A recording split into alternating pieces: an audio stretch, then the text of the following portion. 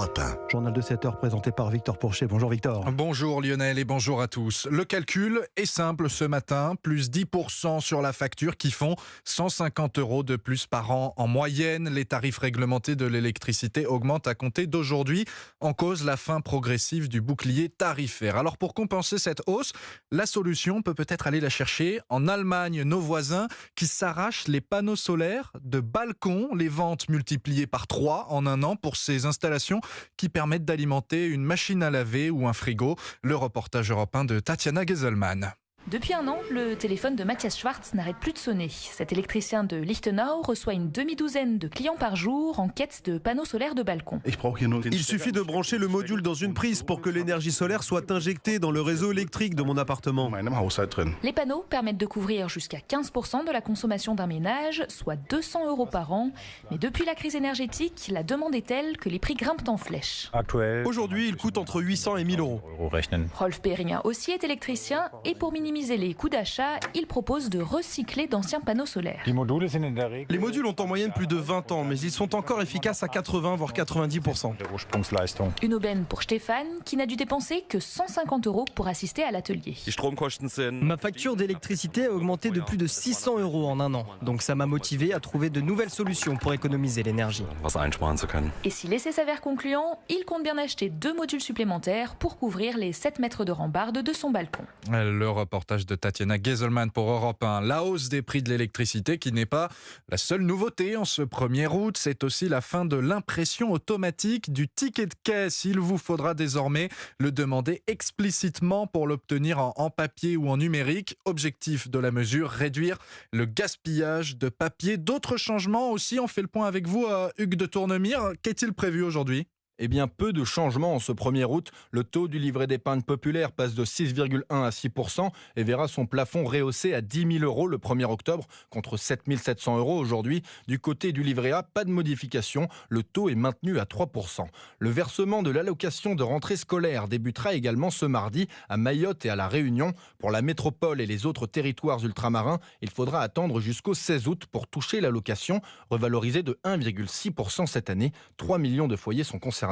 Ce soir, c'est aussi le clap de fin pour les soldes d'été débutés le 28 juin. Pour rappel, les émeutes qui avaient suivi la mort de Naël à Nanterre avaient poussé les pouvoirs publics à prolonger les soldes d'une semaine. Et enfin, on vous l'annonçait pour hier, si vous faites partie des 34 millions de Français propriétaires, vous devez remplir votre déclaration de biens immobiliers avant ce soir minuit. Et oui, avant ce soir minuit, parce qu'une nouvelle fois repoussé ce délai, c'est la deuxième fois.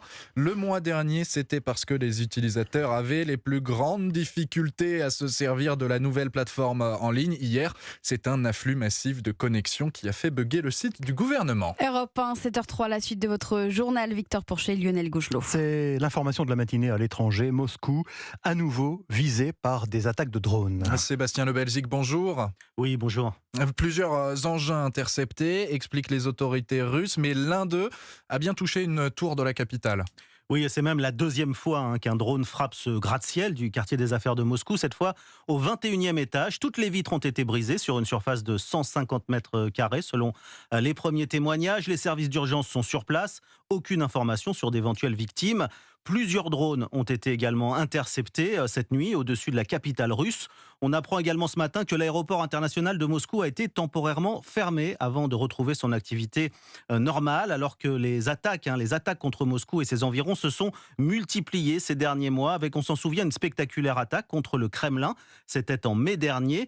Alors, sans revendiquer officiellement ces frappes, le président ukrainien Volodymyr Zelensky avait noté dimanche que la guerre arrive, selon ses termes, sur le territoire de la Russie, frappant des sites symboliques et des bases militaires.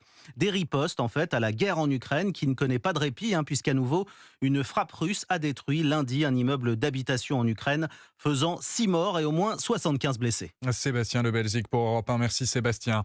La situation au Niger à présent et cette montée de tension autour d'une hypothétique intervention intervention militaire française dans le pays. 6 jours après le coup d'État, la junte accuse Paris de s'y préparer.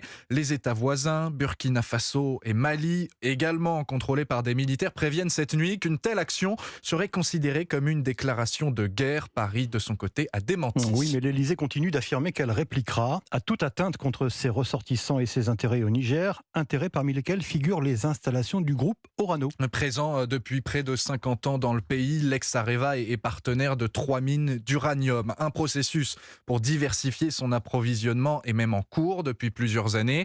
Mais Guillaume Dominguez, depuis le putsch, le géant industriel français s'inquiète pour son activité.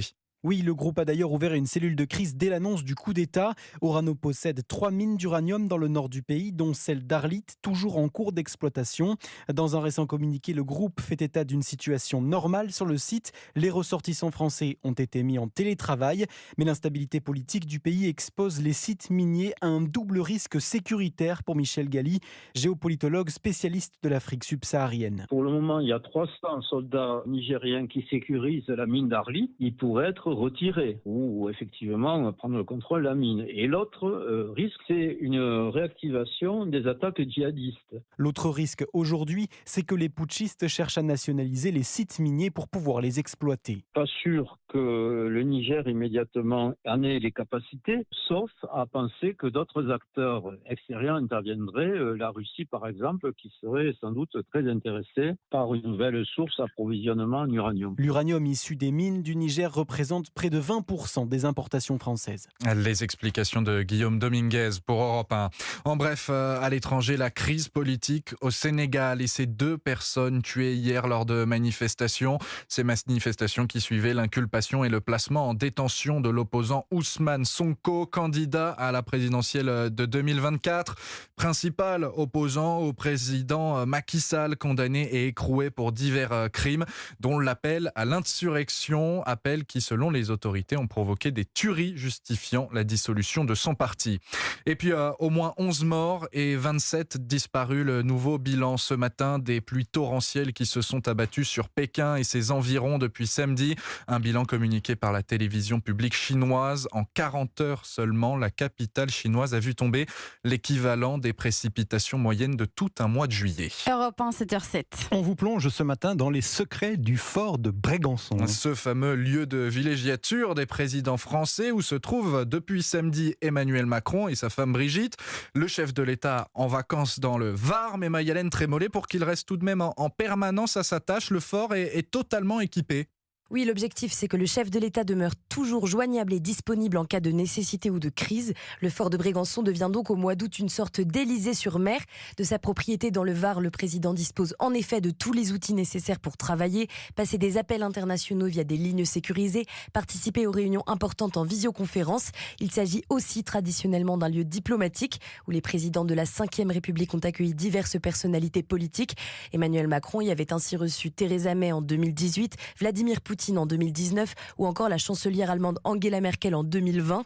Si l'accès au fort est impossible pendant la période des vacances du président, il reste ouvert à d'autres périodes de l'année pour des visites guidées depuis environ 10 ans.